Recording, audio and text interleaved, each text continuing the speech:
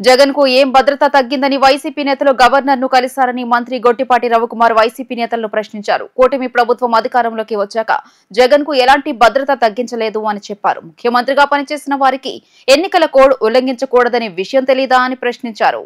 ఈ సందర్భంగా మంత్రి గొట్టిపాటి రవికుమార్ మాట్లాడుతూ ముఖ్యమంత్రిగా వ్యవస్థల్ని నాశనం చేసి ఎప్పుడూ లేనంత అధ్వానంగా పరిపాలన చేశారని ఆగ్రహం వ్యక్తం చేశారు. చంద్రబాబు ఇంటి గేటుకు తాళ్లు కట్టిన రోజులు, ఎమ్మెల్యేని దాడికి పంపిన రోజులు గుర్తుకు రాలేదా అని పేర్కొన్నారు. 7,000 రూపాయల ఎంఎస్పీ ఫిక్స్ చేసిన జగన్ కు మిర్చి రైతుల వద్దకు వెళ్లే అర్హత ఎక్కడుందని మండిపడ్డారు.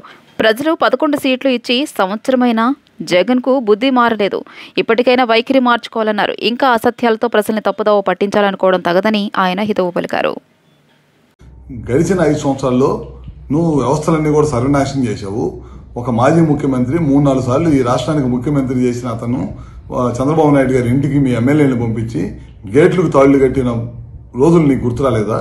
అన్ని కూడా ఈ వ్యవస్థని భారతదేశంలో ఈ ఆంధ్ర రాష్ట్రంలో ఉన్న వ్యవస్థలన్నింటినీ కూడా సర్వనాశనం చేసి వదిలిపెట్టేశావు. మొత్తం కూడా రాజకీయ లబ్ధి కోసం గడిచిన 5 సంవత్సరాల్లో మా కార్యకర్తలను కానీ లేకపోతే మా నాయకులను కానీ ఎవరిని కూడా బయటికి రానికుండా కేసులు పెట్టడం అన్ని కూడా చేసి వ్యవస్థలన్నీ కూడా నాశనం చేసి వదిలిపెట్టావు.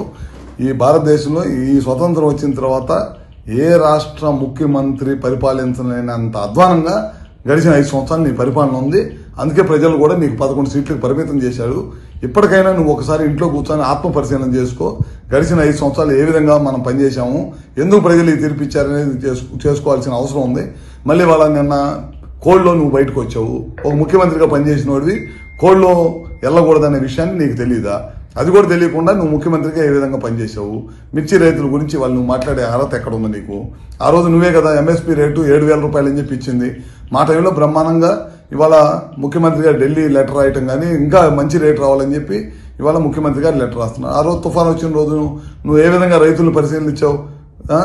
పరామర్శకు వచ్చి నీకు గ్రీన్ కార్పెట్ వేసుకొని గ్రీన్ కార్పెట్ మీద బెంచ్ కట్టుకొని బెంచ్ మీద నుంచొని రైతులను పరామర్శించిన ముఖ్యమంత్రి ఎవరన్నా ఉన్నాడు ఈ దేశంలో అంటే నువ్వే. ఆ రోజు అపోజిషన్ లీడర్గా ఉండి రైతుల తరఫున పోరాడిన వ్యక్తి ఎవరన్నా ఉన్నాయంటే అది మా చంద్రబాబు నాయుడు గారు. పొలాల్లో దిగి రైతులను పరామర్శించి ఒక రైతు కన్నీళ్లు పెట్టుకుంటే ఆ రోజు జేబులో డబ్బులు 2 లక్షల రూపాయలు ఉంటే ఇమీడియట్గా తీసి ఆ రైతులకు సహాయం చేసిన గొప్ప గుణం చంద్రబాబు నాయుడు గారిది. ఇవాళ నువ్వు అన్నీ కూడా మోసపూర్వమైన పనులు చేయటం, నాకు సెక్యూరిటీ అబద్ధపు హామీలు, అబద్ధపు మాటలు, పొద్దున్న లేచిన దగ్గర నుంచి ప్రభుత్వ పనితీరు మీద బురదేయటం తప్పక నువ్వు చేసింది ఏమన్నా ఉందా అని చెప్పి మరొకసారి తెలియజేసుకుంటూ ఇంకా నువ్వు ఆత్మ పరిశీలన చేసుకోవాలి.